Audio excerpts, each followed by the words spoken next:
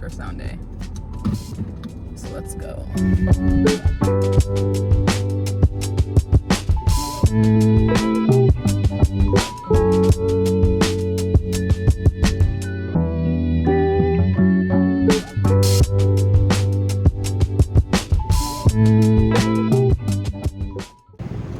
I always take the 8 a.m. appointments so that I'm not taking off all this time from work for all these like tests and stuff. But I really gotta pee. I'm like a first thing when I wake up, peer. And I always gotta hold it because they're gonna make me take the pregnancy test.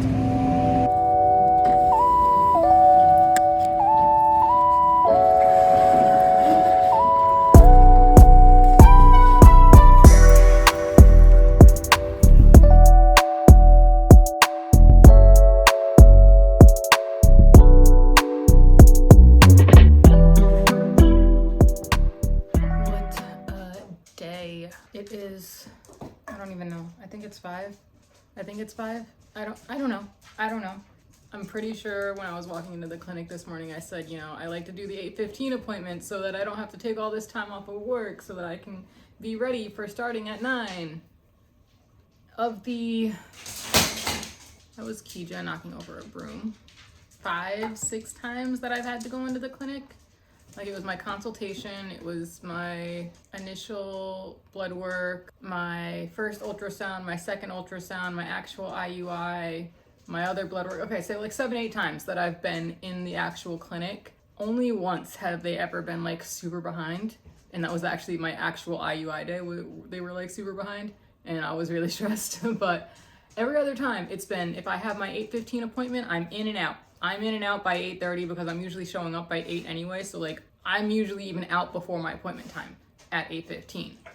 So I schedule for 8:15 because I start work at 9. That's plenty of time. The clinic's like 10-15 minutes away. So it's plenty of time for me to get home before 9, clock in for work, and I'm good to go. Today was awful. I did not get seen. First of all, they never gave me the sticker to pee. Like the sticker to put on my cup to pee, they never gave me that. Like I said, I'm a first thing in the morning, I have to go to the bathroom. Like, I get out of bed and I go to the bathroom. That's every single day. I got to my appointment, I was there by 8, and I really gotta pee. They don't give me the sticker for the cup. So I can't just go pee and put it on the cup because there's nothing to label the cup with. And then, yes, I could technically have just asked, but like when I say they were busy, I mean like somebody was up at that desk every 5 seconds.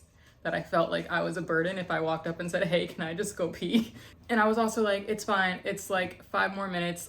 It's fine. I can hold it 5 more minutes. They didn't give me a cup to pee in until 9, like right around 9 on the dot. Like, so I've been there 45 minutes. I've been there an hour technically. My appointment was 45 minutes before though. I get my cup at like 9. And at this point I'm stressing because I have a 9:30 meeting. So obviously I figured I would be back with plenty of time for the 9:30 meeting, but now we're at 9 o'clock and I'm like, okay, I still have like 10-15 minutes to get home. I have this 9:30 meeting, but once they told me like I could pee at 9, I was like, okay, we're still in good shape. If I go in, because I know this ultrasound is literally 5 minutes, they're gonna stick the probe up there, they're gonna say you're good, and then I'm gonna be out of there in 5 minutes. So I was like, okay, if I'm peeing now, then that means they're getting me in the room. No, it was like another 10 minutes before I was in the room. So I wasn't in the room until 9:15. And like I said, 5 minutes, I'm out of the room by 9:20. And I'm like, okay, well now I don't have enough time to make it home, but I need to be on this meeting. But luckily I had thought ahead and I had planned just in case for this, and I had my laptop with me. So I just pulled into a Starbucks and sat in the parking lot. My bosses didn't say anything about it, but even if they were gonna say anything about like, why are you in the car? I was going to have a reason anyway, because we had a lunch with a client that was like a 30-minute drive away. But I knew I had the 9:30 meeting, and then I had a 10 o'clock to 11 o'clock meeting, and then lunch was at 12. So I already knew that I was going to have to be most likely driving between 11 and 12. That was the initial plan, was driving between 11 and 12. But I was going to say, if they said anything about the fact that I was in the car, I was going to say that I had just decided to work from Starbucks in the morning. And this sounds bad. This sounds like I was avoiding work. I wasn't avoiding work. I was sitting there in the waiting room like I'm not supposed to start work until 9, because I was doing nothing from 8 a.m. until 9.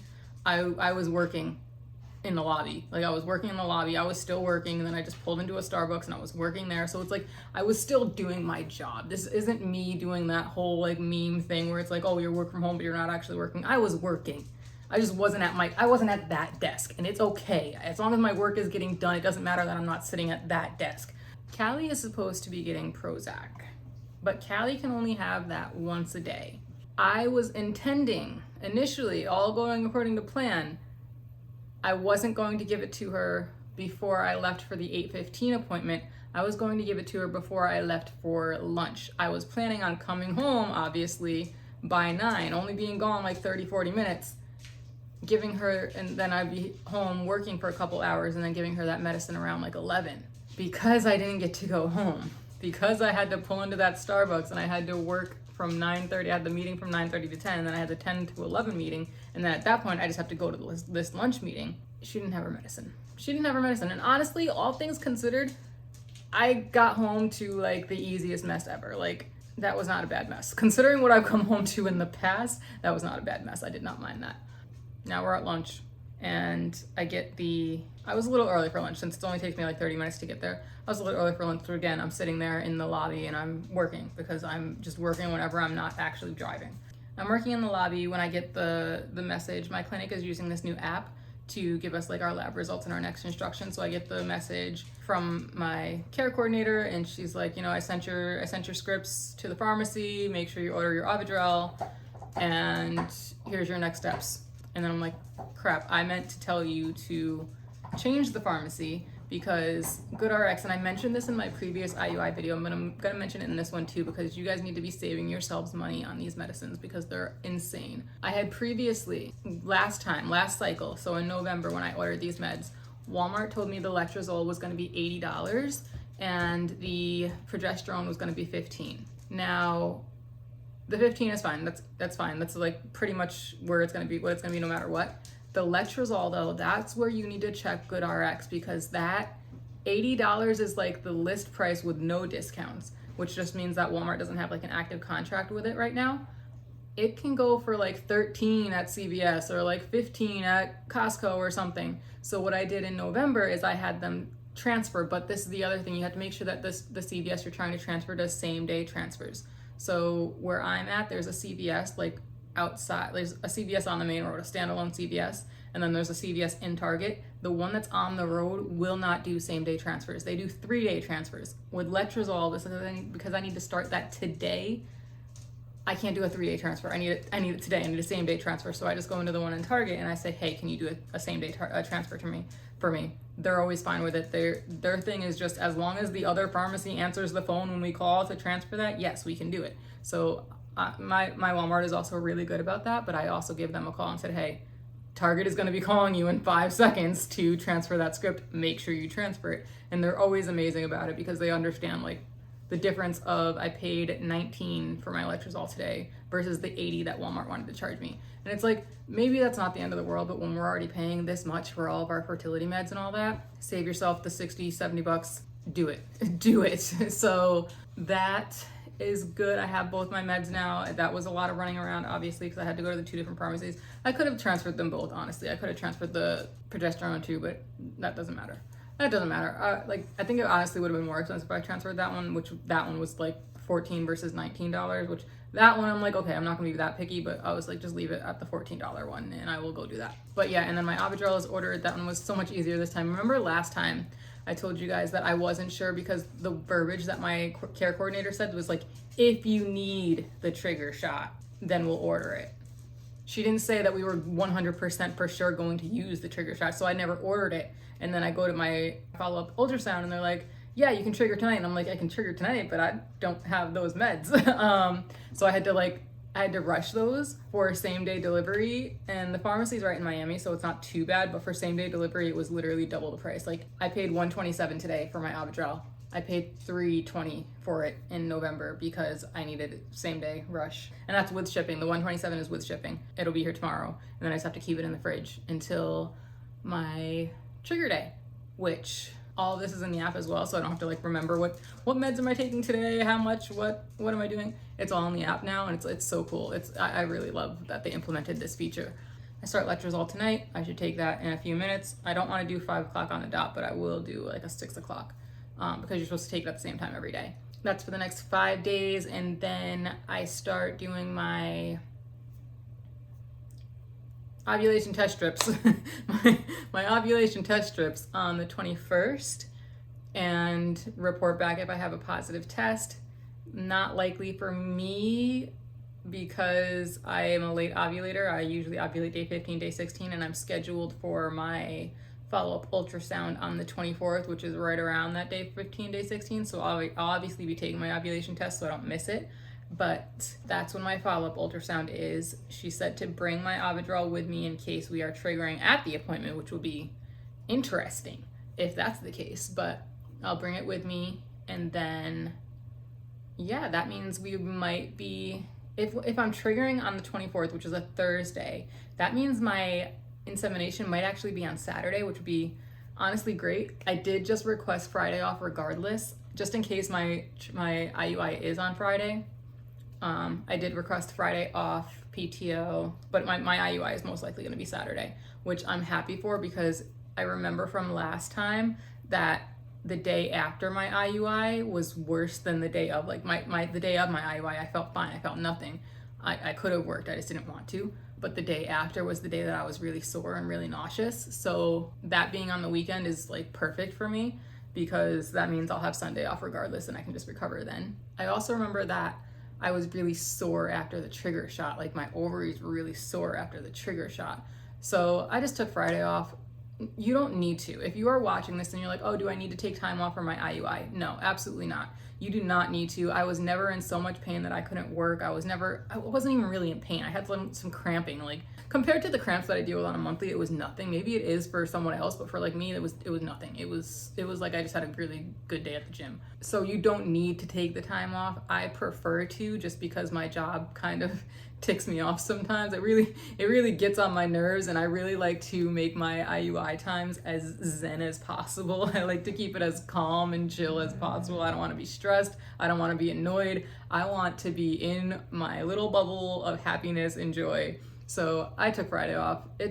I don't care. I have the PTO for it. I don't have any other plans to use my PTO other than in September I might take a couple days off, but I don't know if I'm doing that or if I'm just working from Columbus instead of Orlando. We're still in the morning. So then I had also, after the client lunch, goodness gracious, today has been a day. After the client lunch, I had already scheduled a doctor's appointment. This was before I had planned on my ultrasound being this morning. Obviously I couldn't plan that because I didn't know when it would be. I had to schedule a primary care appointment. I had to schedule it like early last week, maybe the end of the week before. I had to schedule it a while ago because my asthma has been acting up a lot recently, and I think it's really just the weather. Even I'm on Singular daily, and that wasn't doing it. I still had to use my inhaler like 4 times in the past 3 weeks, which is too much. I barely ever have to use my inhaler as long as I'm on my medications, and the weather is fine, which obviously the weather's not fine, but the Singular is usually enough to curb that. It hasn't been enough right now, so I just scheduled my primary care. I also needed to just get in with a physical anyway, and that way they could keep prescribing my Singular because it's been a little bit over a year since they last saw me. So I knew that I had to go anyway. So like I had scheduled it for today thinking, I'm already going to be out on that side of town anyway for this client lunch. Let me just schedule my doctor's appointment for 2 p.m. That gives me that 2 hours for lunch, and then we'll go to the doctor's appointment, and then we come home and work. Goodness gracious. Honestly, having the IUI stuff today kind of put a wrench in all those plans, because then obviously while I'm out, I have to go to the pharmacies to pick up my scripts. And I was supposed to go get dog food too. Like they have food for tonight. We've got like 2-3 days left of food before I actually need a bag, but I wanted to get it today while I was out running errands anyway. Not doing it. We're gonna order it for delivery. I'm not doing it. I was so burnt out by the end of this. I didn't get home until 4. And then Callie obviously had been alone all day with no medicine, freaked out. Key just stays on the crate. Callie can't stay in the crate. Callie's worse in the crate than if I leave her out. She's a danger to herself in the crate. So she stays out. She does a lot better out, tears some stuff up, but I leave stuff for her to tear up. So she did tear up her little emotional support box, but she also like took the cat food out and threw it across the apartment. Honestly, cat food all over the apartment, aces, perfect. I'll do that all day. That's so much easier than some of the other messes that she's done, or like chew on the door frame or anything like that. No, cat food all over the apartment, easy. I'll sweep it up. So I was not upset about that. Yeah, that was our day. But at this point, I'm like, no, I'm not going out to get dog food. I'm just gonna order it for delivery. And it was raining all day. Like, it was raining all day. You saw a little bit of it earlier in the video, but it got worse. It's like a tropical storm or something going on right now. But that has been our day. I'm tired. I'm exhausted, and I still, despite all of that, I managed to log 7 hours of work, which is about average. I usually end up the day between like 6:30-ish to 7:30-ish hours logged, which just means I started a timer. Like, we don't have to like clock in or clock out or anything. We're salary, but we do have to like start a timer. You know, I'm starting this task, start a timer, and then stop the timer. With all of that, I still logged 6.5 hours, which is average. It's pretty average. Our baseline is, 80% of the hours scheduled are supposed to be tracked, which by the end of the week is like 32. So as long as you have 6 hours a day-ish, you're gonna hit the 32. So like I aim for at least 635 tracked, and then whatever else on really busy days. But despite all of that, all of everything, I had 6.5 hours tracked, which I was honestly, that does make me feel better, because I was like, when I wasn't getting home until 4, I was like, oh my God, I haven't done anything today. I'm behind on hours. I'm gonna get in trouble. No, because I was working all through the day. I was just working in different, I just wasn't at my desk, but I was still like on my phone or on my laptop in the car. When I was waiting in line at the pharmacy, I was working on my phone. When I was sitting there for lunch, before the lunch started, I was working there. So like, I was able to get the hours in. It just doesn't feel like that because I was never sitting at my desk today. I was like, oh my gosh, I'm gonna have like 2 hours tracked and I'm gonna get in trouble. No, I did exactly what I needed to do. Everything that got responded to that needed to get responded to. And I was prepared to sit here, like, because of how I was feeling. I was prepared to sit here after 5 to like sort of catch up. But then I sat here, once I got home at 4, I sat here until 5, and then I was like, I took care of everything. Like I took care of everything that was priority, everything that's got any sort of urgency. Like there's a few things I need to like poke a client for a response on, but that's not priority. That's not urgent. That can wait till tomorrow. So we did pretty good, all things considered, but good gosh, am I tired. So that is it for today. I did try to do a little bit more vloggy style today. Like you saw some B-roll in there, right? I'm trying. I wasn't in the car. I was in the car once. But I'm trying to make it more vlog style. It's kind of hard when I'm in the house all the time. It's like, what do you want to see my plants for the 16th time? Like, you can, yeah, I'll show you my plants. It's kind of hard for me to wrap my head around that still. We're practicing, we're working on it, but hopefully you enjoyed the more vloggy style today, and we'll work on that a little bit more. What are our next steps? Obviously, this is the 2-week wait before the 2-week wait. So we have just medicines over the next couple days, and then cycle tracking. Like I might do like a pre-cycle. It is the cycle. I might do like a video before IUI day, like leading up to IUI day, and then do another 2-week wait video maybe. We'll see how it goes. I'll see what happens. I mean, obviously I don't know what my life's gonna do for the next 2 weeks, so we'll go through it together. I'm super excited. I have to order my sperm tomorrow. I could have done that today as well, but like, again, I'm so burnt out, and I need to call my clinic's lab to, coordinate the delivery date. My clinic does have the ability to keep it frozen, so I can have it delivered whenever, but I just need to coordinate with the lab, say, hey, expect it on this day, so that, someone's there to receive it. And I don't think they're there on Fridays, so I need to make sure, like, what's tomorrow? Tomorrow's Wednesday, so obviously if I order it tomorrow, like, I probably shouldn't have it delivered tomorrow, or like delivered this week. I should have it wait until Monday. So I'll call the lab tomorrow to confirm, like, what day do you prefer I have it delivered, if it's most likely going to be used next week. Yeah, so I'll do that tomorrow. Right now, finances are looking good. It's really scary because I'm just watching hundreds and hundreds and hundreds of dollars leave my account in 24 hours, but it's okay. It's gonna work out. Hundreds, it's like thousands. It's literally, the sperm alone is $1,600, so that's with shipping though. It's like $1,400 and then $200 shipping. $250 shipping, something like that. I don't know. That alone is $1,600, and then it was $250 for the ultrasound today, and then it was $127 for the meds, and then another $40 for the other meds, and then we'll have another ultrasound next week, which will be another $250, and then the actual IUI is $400, and then the sperm thaw is like $150, $175, something like that. So hundreds and hundreds of dollars leaving my account in one day, and it's scary, but it's worth it. It's so worth it. And this time it's gonna work, and this time it's gonna work. All right, so I will catch you in the next one. Thank you so much if you've been following along so far and have been sharing words of support. It really means a lot to me. I hope that my story is helping you guys as well. That's why I'm here to share it, is in case any of this is useful to you and your experience. But baby dust to anyone who's trying. And if not, if you're just here to hang out, thank you so much. You know, be sure to like and subscribe so we can hang out a little bit more. And I will catch you guys in the next one.